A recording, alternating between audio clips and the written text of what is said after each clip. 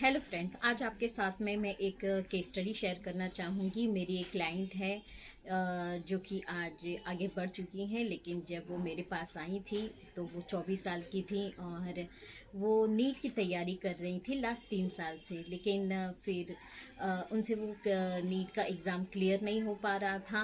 और जब वो मेरे पास आई तो उनकी मदर मेरे पास उनको लेकर आई थी। जब वो आई थी तो उनका सिम्टम्स कुछ इस प्रकार थे कि उन्हें नींद नहीं आता था, पढ़ाई में मन नहीं लगता था, मन उदास रहता था, स्लीप पैटर्न चेंज हो गया था, एप्टाइट वीक हो गया था, खाने पीने में कमज़ोर हो गई थी, नींद भी नहीं आता था रात रात भर, और हमेशा रोती रहती थी। बैठे बैठे अपने आप रोना आ जाता था उनको, और बहुत घबराहट सी फील होती थी। नेगेटिव थॉट्स उनको घेर रखे थे और उनका बहुत बहुत नेगेटिविटी में वो चली गई थी। अलग अलग सुसाइडल थॉट्स आने लगे थे। तो इस प्रकार वो डिप्रेशन की शिकार हो गई थी। लेकिन और अपने पेरेंट्स के साथ में भी उनका कम्युनिकेशन बहुत वीक हो गया था। वो कम्युनिकेशन करती ही नहीं थी, अकेले कमरे में बैठी रहती थी, फ्रेंड्स वगैरह भी कम हो गए थे, किसी से इंटरेक्ट नहीं करती थी। तो जब उनकी मदर ने ये सारी चीज़ें नोटिस की तो अपनी बेटी से डिस्कस करने की कोशिश की, लेकिन फिर भी उनकी बेटी उनके साथ ओपन अप नहीं हो पाई। तो उन्हें ऐसा लगा कि मुझे किसी प्रोफेशनल की हेल्प लेनी चाहिए। तो उन्होंने मुझसे कंसल्ट किया, और जब वो मेरे पास आई तो मैंने जब पूरी हिस्ट्री ली तो काफ़ी और भी बातें सामने उभर के आई। तो वो बहुत ही डिप्रेस थी। वो आई कांटेक्ट नहीं कर पा रही थी। जब वो मेरी क्लिनिक में आई तो आई कांटेक्ट भी नहीं था। बहुत डरी सहमी सी लड़की, जो कौन कह सकता है ये डॉक्टर बनना चाह रही हैं और डॉक्टर बन पाएंगी कि नहीं, नीट की प्रिपरेशन कर रही हैं। लेकिन वो आज अच्छे से उन्होंने नीट क्लियर भी कर लिया है और अच्छे कॉलेज में वो पढ़ाई भी कर रही हैं। तो बहुत ज़रूरी है जो भी सिम्टम्स हो रहा है उसे समझना और उसका इलाज करवाना। और देखिए एक मतलब स्टेप्स हमें ही लेने हैं, आगे बढ़ने हैं। अगर हम अपने आप में कुछ बदलाव नोटिस करते हैं तो उस सही समय पे उसका उपचार करना भी उतना ही ज़रूरी है। तो जब वो आई तो ये सारी कंडीशन उनकी थी। तो बाद में जब काउंसलिंग सेशन आगे बढ़ा तो उनकी बहुत सारी पर्सनल चीज़ें भी उभर के आई। थोड़ा उनको रिलेशनशिप इश्यूज भी थे, और कहते हैं ना, इस एज टीन एज में ऐसा होता है जहाँ पे हम किसी के साथ कनेक्टेड होते हैं और वो इमोशनली हमें हार्मफुल हो जाता है, इमोशनली हम वीक हो जाते हैं, और हम फिर उस पर एकदम से डिपेंडेंट हो जाते हैं। और वो इंसान जब हमारी लाइफ से चला जाता है तो हम सब कुछ छोड़ देते हैं। तो कुछ इस तरह ये क्लाइंट के साथ भी हुआ, और उनका रिलेशनशिप इशू हुआ, ब्रेकअप हो गया, और वो पूरी तरीके से टूट गई। तो उन्हें ऐसा लगा कि सारी चीज़ें करनी बेकार है और चीज़ें हो नहीं रही हैं। वही थॉट्स और वही स्ट्रेस उनकी पढ़ाई पे भी हावी होने लगा। और पढ़ाई भी आपको भी पता है, नीट का प्रिपरेशन इजी नहीं होता। वहाँ पे अपने को 100% देना होता है।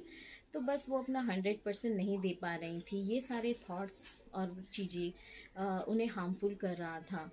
तो जिसकी वजह से उनका सेल्फ स्टीम भी लो हो गया और उन्हें लगने लगा कि ये पढ़ाई मुझसे नहीं हो सकती है। उनका कंसंट्रेशन वीक हो गया, और भी सारी अलग अलग दिक्कतें भी धीरे धीरे होने लगी। क्योंकि जब आप अपने पे कॉन्फिडेंस ही, विश्वास ही खो देते हैं तो चाहे जो कर लो वो ना होना है।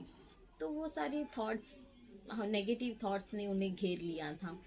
और धीरे धीरे जब वो सेशन में आई तो अलग अलग और भी बातें निकल के आई, जिसे मैं शायद शेयर नहीं कर पाऊँ। लेकिन बहुत सारे अलग अलग थॉट्स भी होते हैं जो कि हम उसे समझ नहीं पाते हैं।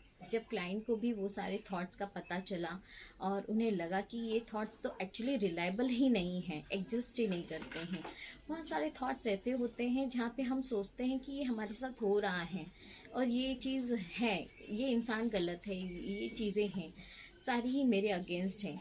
लेकिन जब हम उस पर विचार करते हैं, उसे समझने की कोशिश करते हैं, तब ये पता चलता है कि ये जो हम नेगेटिव थॉट्स क्रिएट कर रहे हैं वो एक्चुअली में वो थॉट्स रिलायबल ही नहीं हैं। और उसी आधार पे हमें सारे सुसाइडल थॉट्स भी आने लगते हैं, और काफ़ी दिक्कतें भी होती हैं।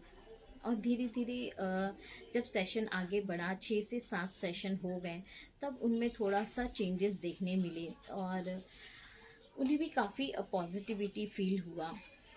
जो भी हमने थेरेपीज उन पे यूज़ की, रोल प्ले किया, और सीबीटी जो थेरेपी काफ़ी कामगार साबित हुई उनके केस में। तो इस तरीके से आज वो अपना वापस से सेल्फ कॉन्फिडेंस उनका वापस आ चुका है और उनका नीड भी क्लियर हो गया है। आज वो बहुत ही अच्छे कॉलेज में उनको एडमिशन मिला और वो अपनी डॉक्टर की जर्नी कंप्लीट करने वाली हैं और उनका प्रिपरेशन चल रहा है। तो कई बार होता है ऐसा, अगर उनकी मदर ने सही टाइम पे सही स्टेप लेके उन्हें मेरे पास नहीं लाई होती तो शायद एक अच्छा टैलेंट अपने आप में गुम हो जाता। सिर्फ कुछ नेगेटिव थॉट्स और नेगेटिव पर्सन जैसे उनका सेल्फ कॉन्फिडेंस लो कर दिया था। और हम भी लोगों के बातों में जल्दी आ जाते हैं, हम खुद पे विश्वास नहीं करते हैं कि हमारे अंदर क्या टैलेंट है, क्या हम काम कर सकते हैं। बस हम दूसरों पे विश्वास कर बैठते हैं कि उसने जो कहा वो सच ही है, और ऐसा नहीं होता है। खुद पे विश्वास करना उतना ही ज़रूरी है।